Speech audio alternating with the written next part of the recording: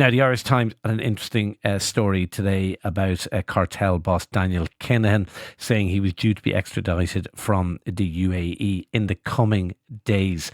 Conor Lally, security and crime editor, has the story today. Conor, just bring us up to speed. What is likely to happen in the coming days? Yeah, so we believe, Shane, that this extradition process will now begin to unfold very quickly. An Irish Air Corps flight will fly out from Casement Aerodrome in Baldonnel. It'll have a team of armed Gardaí on board as well.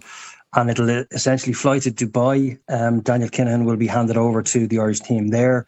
And then the plane will obviously fly back here. Now, the flight over and back can take some time because it has to stop to refuel several times. So we believe this operation is going to possibly start with the plane's departure even over the weekend, possibly, and if not over the weekend, into very early next week. So it looks like this, long-awaited journey back to Ireland for Daniel Kinahan with handcuffs on is about to get underway very soon. So when the plane does land at Casement Aerodrome, what happens next? Well, I guess the guards have a couple of options open to them. The most likely option is that Daniel Kinahan will be taken before the Special Criminal Court in a convoy of vehicles from Baldonnel Airport to the Courts of Criminal Justice in the North Inner City. So Gardaí could also request an army helicopter or to transport him as well.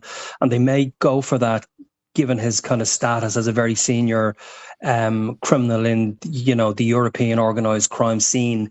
But if they go for a convoy of vehicles, it will be certainly staffed by, armed Gardaí, maybe Defence Forces personnel as well. He'll be brought before the court to face the charge of directing organised crime. And then once he's been before the court, he'll be taken in a bomb-proof new Irish Prison Service van, and he'll be escorted to Portlaoise Jail, and that's where he'll stay until he goes on trial, probably early next year. Portlaoise, is that the kind of highest security prison we have in the state? Yeah, that is the highest security one. I guess it's best known down the years for housing people who were involved in terrorism, particularly people who were involved in the IRA. So it's a high security jail. The staff there would be well used to dealing with very high profile prisoners. And somebody like Daniel Kinahan, in all of the plan to get him back here and then to escort him, I suppose, across the city to a courthouse. I mean, Gardaí will have to plan for the possibility that somebody might try and, break him out of a Garda car or out of a prison van. Now, I don't think the guards expect that to happen, but they certainly have to plan for it. So that is the kind of security operation that will be in place. But once he's in Portlaoise, he will be kept there on the A unit in the jail, which is essentially for senior gangland people who have been convicted of crimes in the Irish courts. So he'll be with some people who he probably knows quite well. It's a very secure area of the jail, and it's a very, very secure jail. So I think the guards, once they get him back there, I think the guards will be quite happy. Some people he knows quite well, including his close associate, Sean McGovern. Yes, I mean, Sean McGovern he was extradited from Dubai last year, and obviously he has since been sentenced to 24 years in jail for directing organised crime on behalf of the Kinahan cartel. And we believe that when Daniel Kinahan goes before the courts, some of the same type of evidence that was used against Sean McGovern will also be used in his case.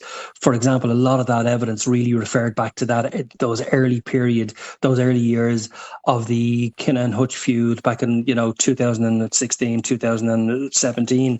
So we believe that some of that evidence, which is 10 years old now, obviously, will be used against Daniel Kinahan, and that will be a mainstay of the case against him. Just very finally, Conor, will this be Daniel Kinahan's first time on Irish soil since 2016, since the funeral of David Byrne? Yeah, he was obviously in Ireland in early 2016 at the Regency Hotel when the Hutch gang tried to kill him. He then left the country, and then he came back for the funeral of David Byrne, who was actually killed in that attack. So, as we understand it, he hasn't been back in Ireland since then.